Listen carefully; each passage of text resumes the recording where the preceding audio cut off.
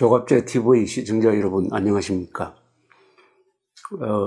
장하성 고려대 경영대학원 교수가 신임 청와대 정책실장으로 임명되었습니다.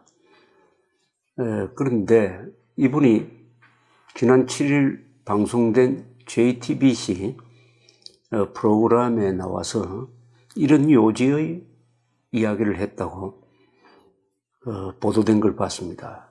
국내 불평등의 출발점이 박정희 정부의 계획 경제다.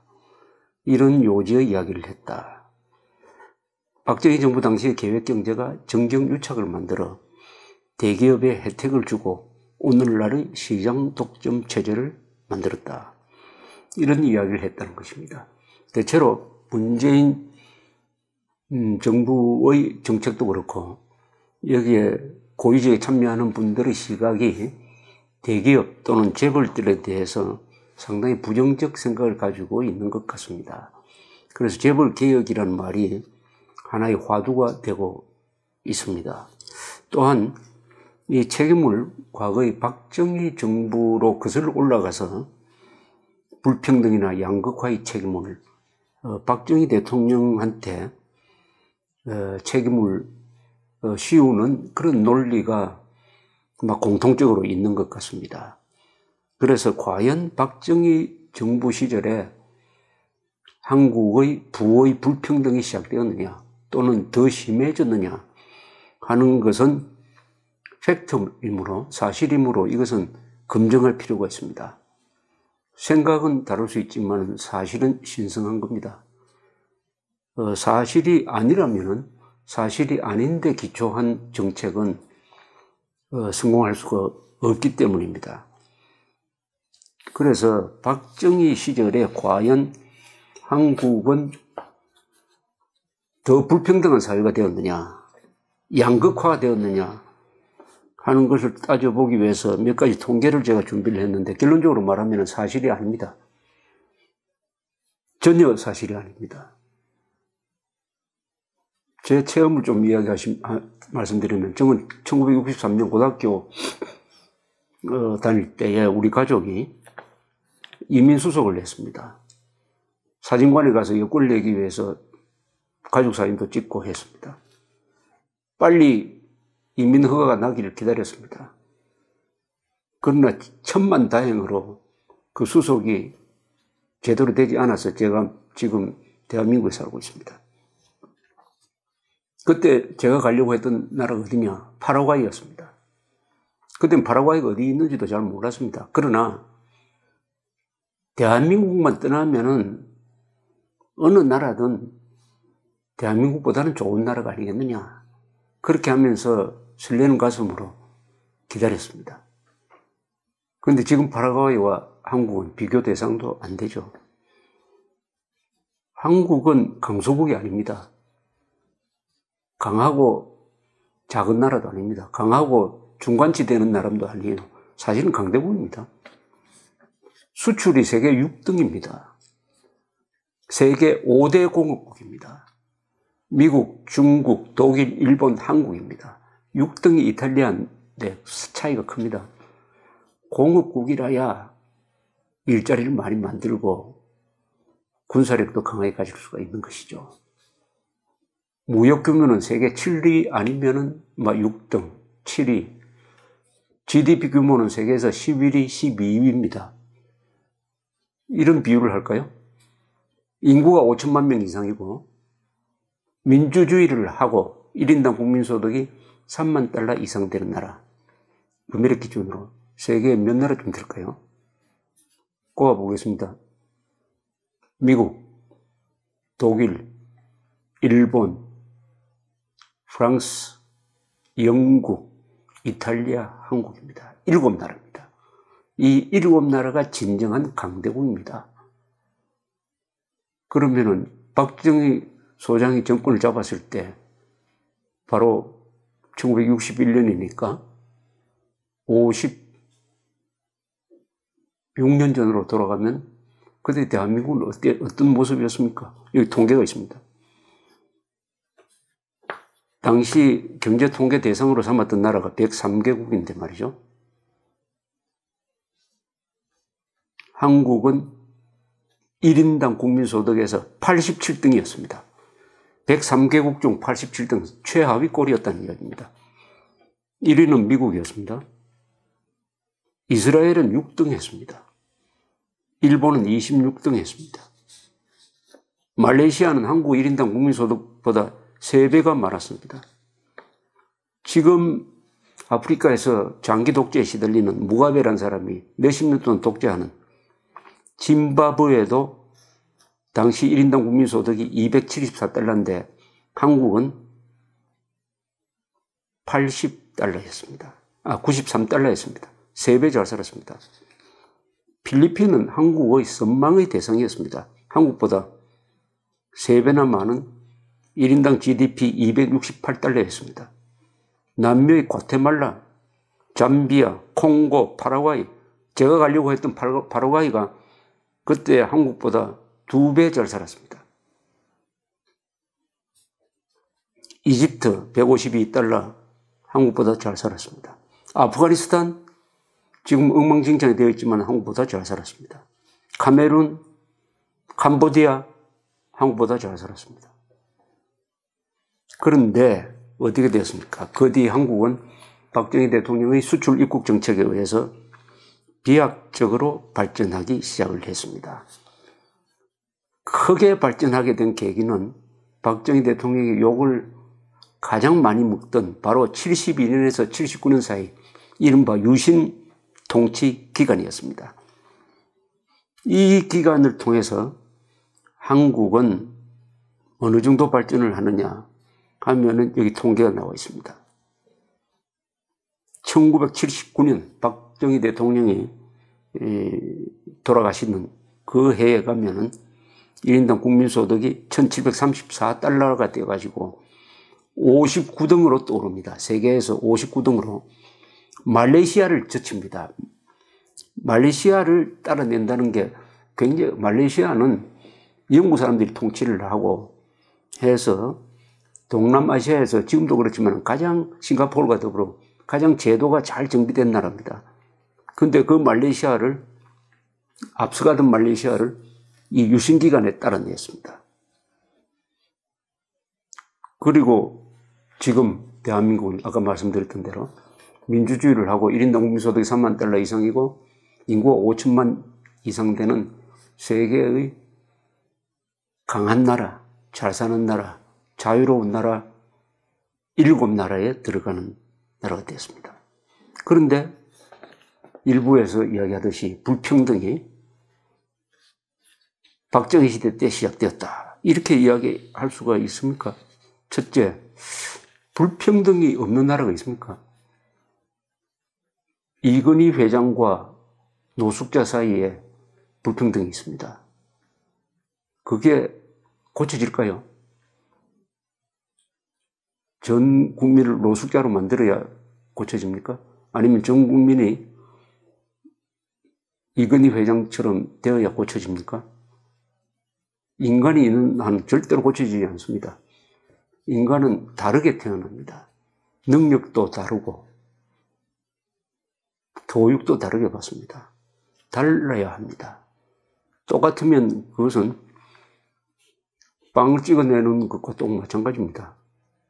다만 그 다른 사람들이 공정하게 살 수 있도록 법이라든지 규칙이 공정하게 이루어져야 됩니다. 기회는 사람들마다 다 다르지만은 그러나 그 기회를 잡는 그 게임의 룰은 공정해야 되는 것입니다. 차별을 해서는 안 되죠. 차이는 있습니다. 차이가 있다고 차별을 해서는 안 된다. 이 차이를 모르고 차이를 마치 불평등이라고 이해하는 사람들이 많습니다. 인간은 색깔도 다르고 종교도 다른데 국적도 다른데 그런 차이를 인정하지 않고 그걸 다 동일하게 하자고 하면 어떻게 됩니까? 이슬람, 기독교의 차이를 인정하지 않고 하나로 만들려고 하면 그 종교전쟁이 일어납니다. 인간은 불평등할 수밖에 없습니다. 그러나 이것이 차별로 가서는 안 되는 거죠. 자, 그러면 박정희 시절에 과연 불평등이 심화되었느냐? 그런 사실 자체가 없습니다. 여기 분명한 통계가 있습니다. 우리가 통계를 가지고 이야기해야 됩니다. 감정으로 이야기하지 하면 안 됩니다. 세계은행이 1965년에서 89년 사이 세계 큰 경제권 40개 나라의 경제 성장률과 소득 분배를 조사한 자료가 있습니다. 그럼 1965년에서 89년 하면은 요게 거의 박정희, 전두환, 노태우 세 대통령과 겹칩니다. 그러니까 이른바 군인 출신 세 대통령 시기에 한국의 경제는 어느 정도 발전했느냐를 보여주는 겁니다. 1965년에서 89년 사이 40개 주요 경제국, 한국은 경제 성장률에서 세계 1등이었습니다. 65년에서 89년 사이입니다. 여러분, 경제 성장률에서 세계 1등이라고 한다면은 거기에 따르는 불평등이라는 것은 그것은 어떻게 보면은 참 사치스러운 고민이에요. 사치스러운 고민입니다. 다 잘 되거든요. 재벌도 잘 되고 농민도 잘 되고 노동자도 소득이 늘어납니다. 그런 속에서 누구는 더 잘 되고 누구는 잘 되긴 잘 되는데 그 정도는 아니다. 이 정도의 차이를 말하는 겁니다. 이것을 불평등이라고 하면서 불만을 가질 필요가 있느냐 이거죠. 그런데 놀랍게도 한국은 경제 성장률에서 세계 1위인데 소득 분배가 평등하게 이루어지는 국가의 랭킹에서도 아주 상위권입니다. 즉 성장률도 1위고 그 성장으로 생긴 부를 공평하게 나누어 가졌다는 뜻입니다. 두 가지를 동시에 달성했어요. 성장도 빨리 했지만 공평한 점에서도 한국은 다른 나라에 비해서 못지않았다는 겁니다. 그것을 알려주는 통계가 있습니다. 소득 상위 20%가 하위 20%의 몇 배 소득이냐 하는 그 비율입니다. 브라질은 26배입니다. 말레이시아는 16배, 수단은 12배, 멕시코는 20배. 그러니까 상위 20%가 하위 20%보다 멕시코는 20배나 더 많은 부를 갖고 있다는 겁니다. 태국은 9배, 필리핀은 11배, 한국은 몇 배냐 하면은 7배입니다. 7배. 일본과 대만은 우리보다 낮아서 5배. 싱가포르는 흔히 부의 배분이 잘 돼 있다고 하는데 9배. 한국보다 조금 더 높게 나오니까 그 불균형이 더 높다는 뜻입니다. 홍콩은 9.5배. 즉, 한국은 소득 분배가 매우 양호했다. 성장률은 세계 1위였다는 뜻입니다. 이렇게 보면은, 박정희 대통령 시절에 공업화 중심의 수출 입국 정책을 걸면서 그 뒤 30년 동안 한국은 세계에서 가장 빠른 속도로 부자가 되었다는 뜻입니다. 동시에 생긴 돈을 공평하게 나눠 가졌다 하는 이런 게 되는데, 여기에 더 구체적인 제가 자료를 하나 말씀드리겠습니다. 이것은 1978년 10월 한국개발연구원 KDI라고 불렸습니다. 10월에 한국개발연구원이 조사한 겁니다. 어떤 조사를 했느냐? 1965년과 1976년 11년이 지난 사이에 가계 소득이 어떻게 바뀌었느냐? 과연 가난한 사람이 더 가난해졌느냐를 조사를 하니까 이런 결과가 나왔습니다. 하위 40%가 차지하는 소득은 전체 소득의 19%였어요. 1965년에 하위 40%가 차지하는 소득이 전체 소득의 19%였는데 11년이 지나니까 하위 40%가 차지하는 소득 비중은 얼마가 됐느냐 하면은 19%에서 2%가 떨어져 17%가 되었습니다. 약간 작아졌습니다. 상위 20%가 차지한 소득 비중은 65년에 42.3%였는데 11년이 지나니까 45%였습니다. 대체로 약간의 차이가 있지만은 상위 하위가 비슷하게 부가 늘었다는 통계가 여기 나와 있습니다. 즉 이병철 회장이 돈을 벌었다고 해가지고 노동자가 가난해진 것이 아니라는 것입니다. 이병철 회장이 돈을 벌은 덕분에 노동자들도 같이 부자가 되었다는 것을 알 수가 있는 것입니다. 그렇다면 과연 박정희 시절의 경제정책이 불균형을 가져왔다고 할 수 있느냐, 양극화를 가져왔다고 할 수 있느냐, 가져왔다고 할 수가 없는 것입니다. 또 다른 통계 하나 제시하겠습니다. 세계은행 조사입니다. 1964년에서 1970년 사이 한국이 막 이제 경공업을 발전시켜서 추출 입국 정책으로 나갈 때입니다. 1964년에서 1970년 사이 박정희 통치기간의 전반기죠. 한국 평균 GNP 성장률은 연간 9.5%였습니다. 그런데 이 기간 중에 하위 40%의 소득 증가율도 정확하게 9.5%였습니다. 이건 뭘 이야기합니까? 나라가 발전하는 속도와 비등하게 하위 40%도 발전했다는 뜻입니다. 그런데 박정희 대통령을 불균형을 심화시켰다고 이야기할 수 있겠습니까? 또 하나 통계가 있습니다. 이 UNDP라는 기구에서 UN 개발기구라고 하는데 여기서 매년 발표하는 통계가 있어요. 어떤 통계를 발표하느냐 하면 인간개발지수 통계입니다. Human Development Index라고 그래요. 여기에는 어떤 요소가 들어가느냐? 복지, 평균 수명, 의료, 교육, 1인당 국민소득, 즉 살아가는데 꼭 필요한 팩트를 집어넣어가지고 합산을 해가지고 어느 나라가 가장 잘 산다 하는 랭킹을 내면은 항상 1등 되는 나라가 있습니다. 그게 노르웨이입니다. 노르웨이. 스웨덴, 덴마크 이런 나라가 아주 높게 나옵니다.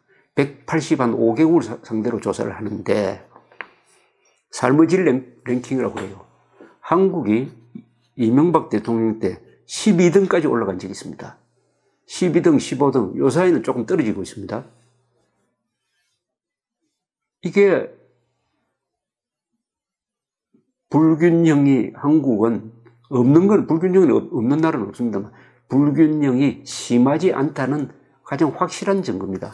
삶의 질 세계 12등 185개국 중에서 12등 최상위권입니다. 최상위권에 들어가 있는 나라다. 그런데 여기서 유엔개발기구에서 낸 통계가 있습니다. 1975년에서 2003년 사이, 여기 2003년 통계입니다. 1975년에서 2003년 사이, 그 사이라고 하면 누굽니까?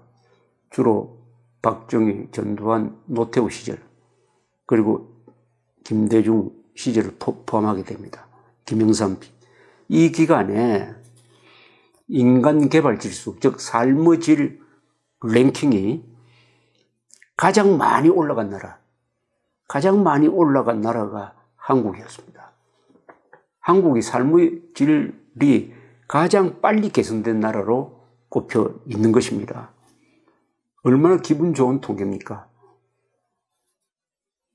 한국이야말로 가장 진보한 나라라는 뜻이죠. 진보란 게 이런 게 진보 아니겠습니까? 이 진보를 주도했던 나라가 보수 세력으로 불리는 박정희, 전두환, 노태우, 김영삼 이런 사람들로 대표되는 세력이었습니다. 자, 그렇다면 양극화가 박정희 시절에 시작되었다. 이것은 사실이 아닙니다. 불균형이 심화되었다. 사실이 아닙니다. 그러면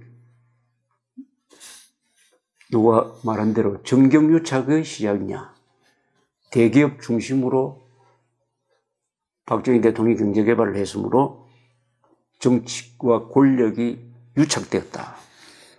그래서 정경유착이 시작되어가지고 대기업의 특권이 있었다. 그런 주장은 사실이냐? 부분적으로 사실입니다. 왜냐? 박정희 대통령 시절의 정책은 대기업 중심으로 갔습니다. 왜냐하면 대기업이라야 국제시장에서 경쟁을 할 수 있다는 겁니다.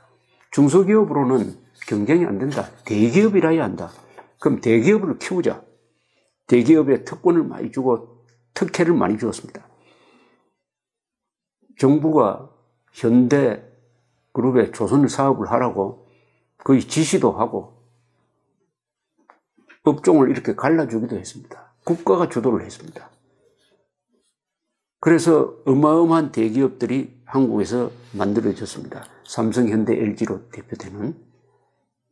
그러니까 그 회사에 많은 특혜가 주어진 것은 사실이에요.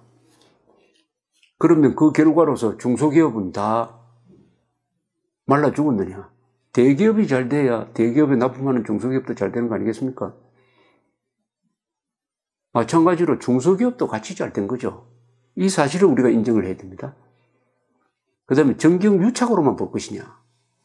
즉 정치와 권력이 특혜를 주고받다가 보니까 정치자금도 선거자금도 재벌이 여당에 갖다 주고 한 거 사실입니다. 그건 전두환 노태우 비자금 사건으로 다 증명된 거고 그 뒤에 몇 분의 대통령 선거자금도 다 재벌에서 많이 나왔어요. 그 사실은 있었습니다. 그러나 요사이는 그런 게 없죠. 그것도 우리가 극복을 하고 있는 과정입니다. 정경유착, 그런 부분만 보면 정경유착이 있었어요. 그러나 대기업이 국가 시책에 협조했다 하는 면을 보면은 이것은 정경유착으로 보기에는 어렵습니다. 정치와 경제가 협력했다고 봐야 됩니다. 그러니까 정경협력과 정경유착이 같이 있었습니다. 정경유착만 있었던 게 아니에요. 국가 정책에 대기업이 자기도 손해를 무릅쓰고 모험을 하면서 자동차 산업, 전자산업을 발전시키고 거기에 박정희 대통령 같은 사람이 지원을 하고 하는 점에서는 이것은 정경협력으로 봐야 됩니다. 다만 거기서 생긴 특혜를 주고받는 과정에서 돈이 생기고 정치자금 되고 하는 것은 유착이죠. 이 정경유착 부분은 상당히 우리가 지금 극복을 해서 이제는 대통령 선거를 해도 기업에서 옛날처럼 몇백억씩 갖다 주는 그런 일은 없어지고 있는 것입니다. 이것은 극복하고 있는데 재벌과 국가와의 관계를 정경유착이란 말로만 비판하는 것은 너무 심한 경우죠. 그런데 지금 요새 한국의 재벌, 삼성, 현대, LG 3대 회사로 대표되는 이런 회사에 대해서 국제적인 평가가 달라지고 있습니다. 어떻게 달라지느냐? 한국의 이 재벌 대기업 모델이 가장 최강의 모델이다.